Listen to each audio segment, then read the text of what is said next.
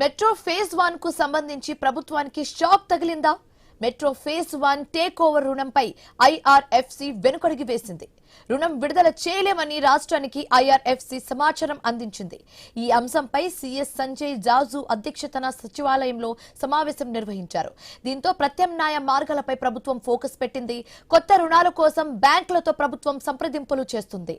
తదుపరి కార్యాచరణపై సీఎస్ అధికారులు చర్చలు జరుగుతున్నారు.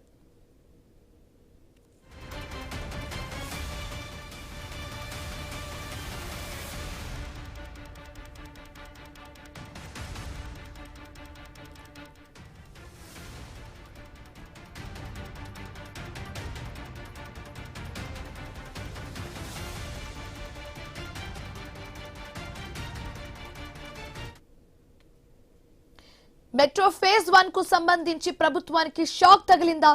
మెట్రో ఫేజ్ 1 టేక్ ఓవర్ రుణంపై ఐఆర్ఎఫ్సి వెనుకడుగు వేసింది.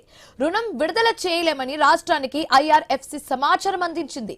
ఈ అంశంపై సీఎస్ సంజయ్ అధ్యక్షతన సచివాలయంలో సమావేశం నిర్వహించారు.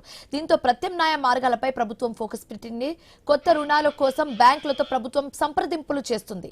తదుపరి కార్యాచరణపై సీఎస్ అలాగే అధికారులు చర్చలు జరుపుతున్నారు. ఇదే అంశానికి సంబంధించి మరింత తాజా సమాచారం మా కరెస్పాండెంట్ ఉదయ్ కిరణ్ ఫోన్ ద్వారా అందిస్తారు. కిరణ్, క్లియర్ కట్ గా ఐఆర్ఎఫ్సి రుణం ఇవ్వలేమని చెప్పేశారు. సో నెక్స్ట్ స్టెప్ ఏ విధంగా తీసుకోబోతుంది ప్రభుత్వం? దీనికి సంబంధించి పూర్తి డీటెయిల్స్ ఏంటి?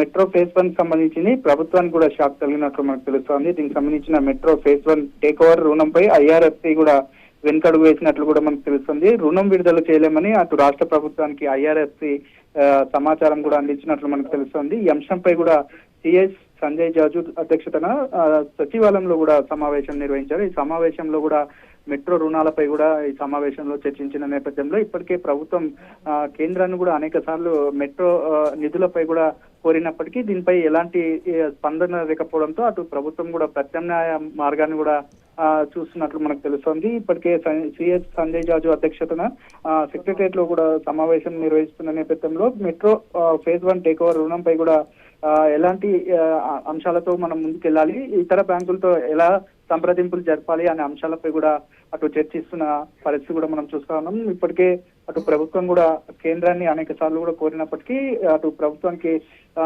నిధులు విడుదల చేయలేమని చెప్పేసి అటు ఐఆర్ఎఫ్సి కూడా చెప్పిన పరిస్థితి కూడా మనం చూస్తున్నాం. దీనికి సంబంధించిన ఇప్పటికే అనేక సార్లు కూడా ప్రభుత్వం కేంద్ర ప్రభుత్వంపై కూడా ఎంత ప్రెజర్ చేసి అడిగినప్పటికీ కూడా అటు ప్రత్యామ్నాయ మార్గాలపై కూడా ప్రభుత్వం ఫోకస్ పెట్టినట్టు మనకు తెలుస్తోంది. కొత్త రుణాల కోసం బ్యాంకులతో సంప్రదింపులు జరిపేటట్టు మనం ముందుకెళ్లాలన్నట్టు అటు ప్రభుత్వం కూడా కొద్దిగా సమాచారం ఇస్తున్న పరిస్థితి కూడా మనం చూస్తున్నాం. తదుపరి కార్యాచరణపై దీనిపై అటు సెక్రటరియట్ లో కూడా అధికారులతో సిఎస్ సంజయ్ జాజు కూడా చర్చిస్తున్నట్లు మనకు తెలుస్తోంది. ఈ అధికారులు చర్చలు జరుపుతున్న నేపథ్యంలో కూడా కొత్త బ్యాంకులపై రుణాలు ఎలా అడగాలి అనే అంశాలపై కూడా ఈ చర్చలో